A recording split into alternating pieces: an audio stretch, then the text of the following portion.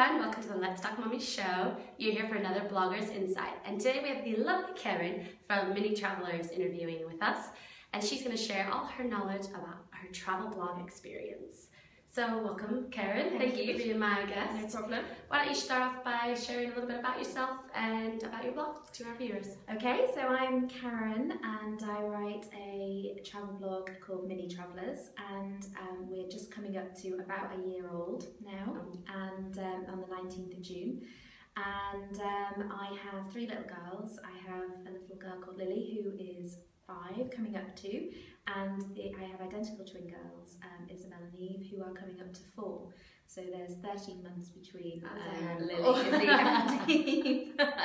So they are my Mini Travelers, and they are my logo. What made you decide to do such a specific niche as just travel instead of a lifestyle blog? Travel's something we've always done, me and my husband, and love it, and I've always been pretty obsessed about Googling and TripAdvisor and searching for different things on the internet.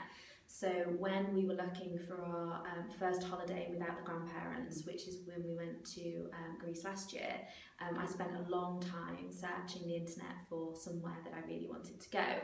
And we eventually found Lefkas, which is where we're going again in a couple of weeks, because I found someone else's blog and they'd written a really good article about it. So I found that blog. So inspired by another blog. Inspired by another blog. I love that. And because I really didn't know anything about blogging before that, so actually inspired by that blog, I thought I might write him a guest blog when I came home.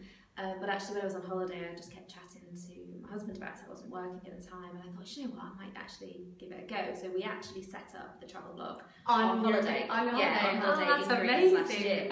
So Matt's pretty good on all the website stuff, so he's done the design and he's done all the I need Matt's number. So he's done all the technical stuff. Which leaves me so free it's kind of to like a just team. do, That's great. Yeah, which leaves me free just to do like most of the content really. So he set the travel blog up on holiday last year, and it was really, there wasn't really an intention for it to be anything else. It just came just to your that, really. adventures as well. That's brilliant. And what a passionate thing to do, to share the world with your kids as well, and they get to document it and read it back when they're older. Yeah, so I think lovely. lovely. What do you remember your very first PR collaboration, or how did the brand connect with you, and what was it referring to? Yeah, I think that it was Muddy Puddles actually. I think Muddy Puddles got in touch and said, would we like to review one of their coats? And so I think we had a very nice purple coat for an outdoor adventure. And I think we went on the Gruffalo Trail and did that in sort of probably October, November last year. But that was the first time that somebody got in touch and said, would you like to do something? But my first PR holiday thing was the Mark Warner ambassador role. So amazing. Still giddy about. I think we're all giddy for you. So when we entered the Mark Warner competition as a result of going to Blogfest, we met Mark Warner there, and then they launched the competition I think in November, and we found out in December that we'd been chosen. What an experience! And so that was that was kind of really our sort of first. That's huge. Yeah, you should be very proud. Very, very exciting. But I have to say that video was definitely a collaboration between me and my husband as well. So he took the photos of the girls in all different places pretending to ski. And then we put them together. Blogger children. United. Get out there. Perform on your skis. And then we took pictures of them all over the house. And so that was our first press trip. Press trip. Brilliant. Because you're the expert now in traveling with your little ones, especially as many little ones as you have, what's the best children's holiday you've ever been on in terms of thinking about the kids? Thinking about the kids, I think probably our best trip was Lefkas. So we're going again this year, we're going on Sunday with Simpson Travel, and this is just, we paid for this trip. We went last year. We had a brilliant time. There's a little kids club, it's only about 12 kids. Oh, wow, there's little houses on rounded pools, only 12 of them, and it's got a really good kids pool, and the kids can go to bed when they need to go to bed, and there's a little restaurant on site, and we can get fed. Sounds like heaven. So I think just for them, it worked really, really well. Yeah. And for us, it gave us a bit of time, but they loved it because they love doing sticking and gluing and stuff, and that's not really. I love that because some holidays are really hard and stressful with children, and I think it's because we make it. Because we're trying to have an adult holiday. We're trying to do our own thing. Children. Yeah. But there are some amazing places for kids. But actually, so that was really, really easy. But I have to say that if, you know, the Mark Warner ski holiday was easy.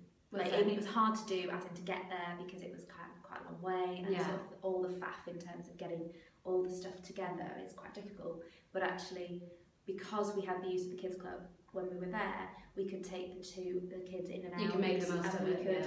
And we could let them play, and then I'd take Lily out for a bit, and we'd do a bit of skiing, and then we'd take Izzy and Eve out and take them for hot chocolate. And so because we could go in and out, it was easy for them because they weren't all being dragged around. Yeah, definitely. So what's your best holiday that you've ever gone with your partner with no kids?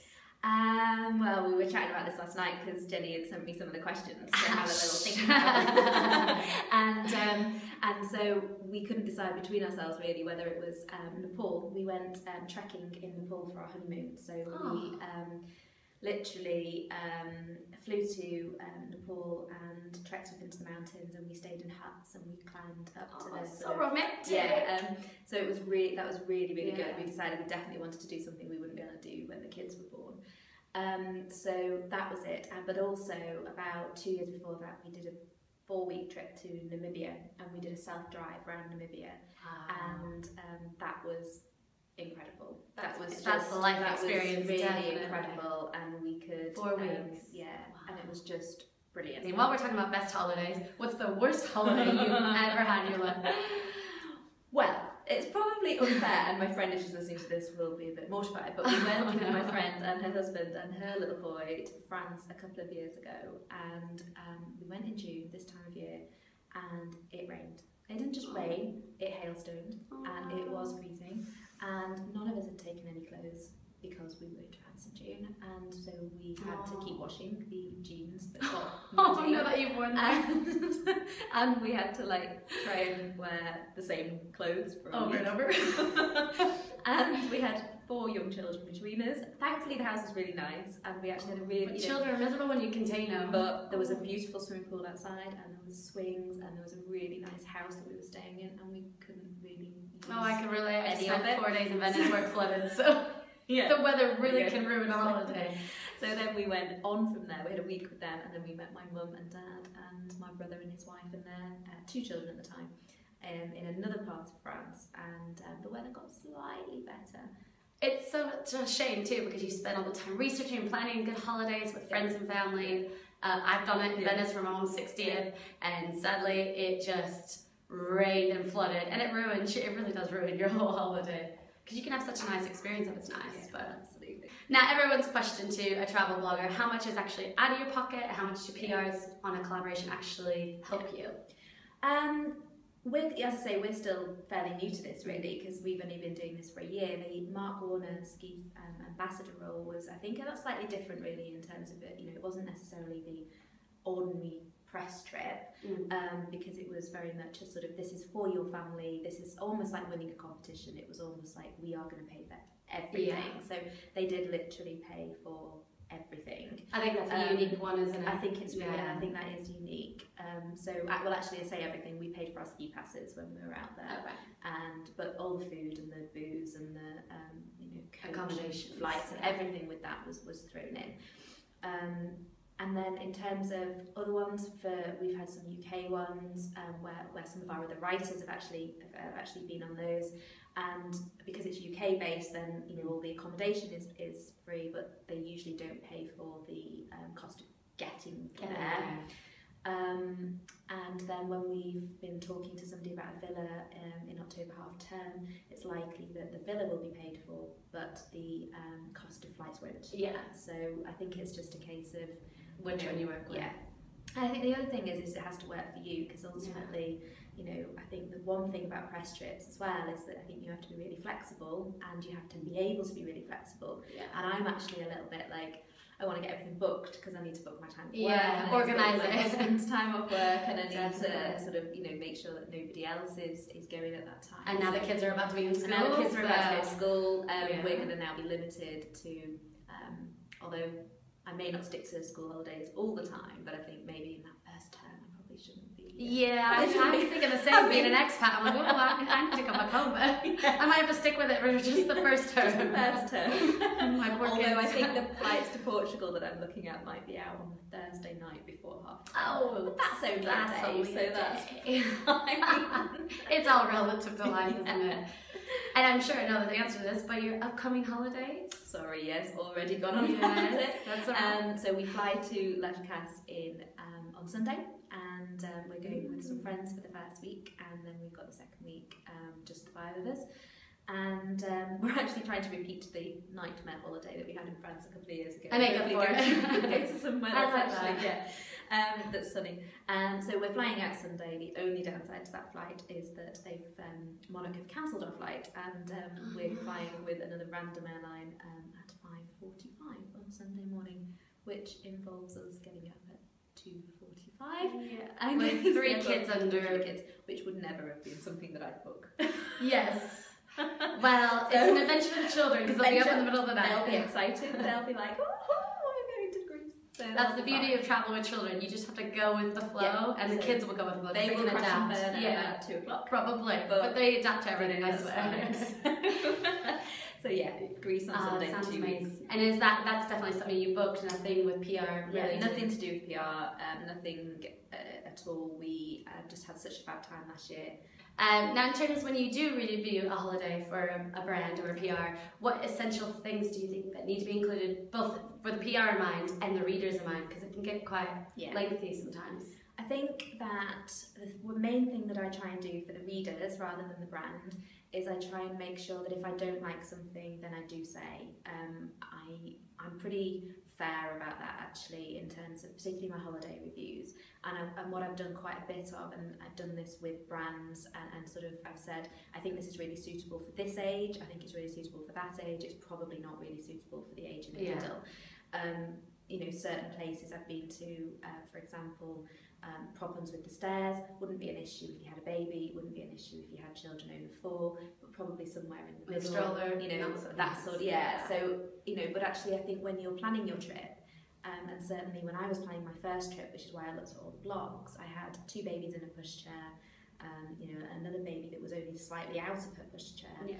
You know, I needed all the bump, I needed all the, you know, I wanted a little kids club because we were going without the grandparents for the first time, but they'd never been in childcare, so I wanted a little kids club, and I just wanted to, you know, I think it's fair to the parents and the readers to explain what exactly you're going to get. I think with the brand, I think you need to make sure that you're not saying this was awful. Yes, no slander, no slander. Slander, unless you don't want to work with them again. Yes, or anyone again. Always be polite about what you're saying, even if you're saying something's negative. I've heard quite a few people explain that they do a sort of good thing, bad thing, good thing. I'm not necessarily as specific as that, but I will always end my review, particularly if I have had a good holiday, on a good note. Yeah, of course. Or a good day out on a good note. And I think also I've a lot of people have actually emailed me directly as a result of sort of reading one of my blog posts as well, which I, you know, actively encourage, and that's, you know, that's nice. And actually just then had a chat with people over email about kind of more of the specifics really about, you know. And that's great because you were looking at blogs for your holiday, so now people can come to you for that. And they can pay it forward. But obviously one of the other things that's different, I suppose, about my blog is that we actively encourage everyone to submit their own holiday reviews as well. So yes, I saw that. The idea is actually that hopefully you can kind of on the search function, you can kind of search for where you're thinking of going, where you might want to go. And then you could come up with quite a few different reviews of actually all different people's holidays. That is brilliant. That's a great aspect too to your blog because, I mean, obviously you can't see the whole world. Oh, yeah. So it's I nice. Can't go everywhere. Yeah, exactly, but it's nice to have other people's opinions and a place for them to search all in one place. So it's great. Is there anything out there that you want to advise new travel bloggers or ones that are travel blogging that might need a little guidance? Well, I still feel a little bit new to No, you're really brilliant.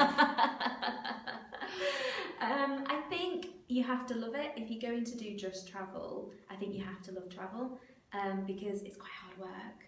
You know, I mean, it can be quite hard work to go on a day out and then come home and sit down and write about it. It's not everyone's cup of tea. And you have to be taking photographs when you're out, and you have to, you know, be thinking, oh, you know, that would make a good photo, or, you know, oh, I should write down. Yeah, you can have work brain instead of vacation brain on all the time. But I think that, you know, certainly the photograph element, certainly that sort of thing, I wouldn't have done anyway. Yeah, that's good. And, you know, Matt, actually, my husband is, I don't know, an amateur photographer. He's done weddings from time to time as well, you know, takes photographs. So he's good at that sort of thing. Yeah. It's nice to have that team though, because then you're not always on yourself. Yeah, and so I think it is hard work if you don't love it. So I think if you're thinking, oh, it's probably quite a good idea to be a travel blogger, just so that I can get a free holiday. Yeah, there won't be many of those complete free holidays. People always think that, but there's not. I mean, there might be people who've been doing it a lot longer than me, but certainly, you know, we've only really had the offer of about 4. But that's amazing in your first year. It's amazing, you know, and 3 of them, a couple of them we've not been able to take up ourselves. A couple of writers who've done a lot of writing for our blog are going on a couple in August, so which is nice. Yeah, what a lovely thing. But so I think you have to work hard and you have to love travel. Definitely. Passion has to be in it in anything you do, really, I think. Well, thank you so much for being my guest today, Karen. And I hope all of you have learned as much as I have from the lovely Karen from Mini Travelers. Thank you very much for listening. And I just have a little side note, there will be no Bloggers Inside this summer. I will be back in September with more great interviews, so I'll say bye for now.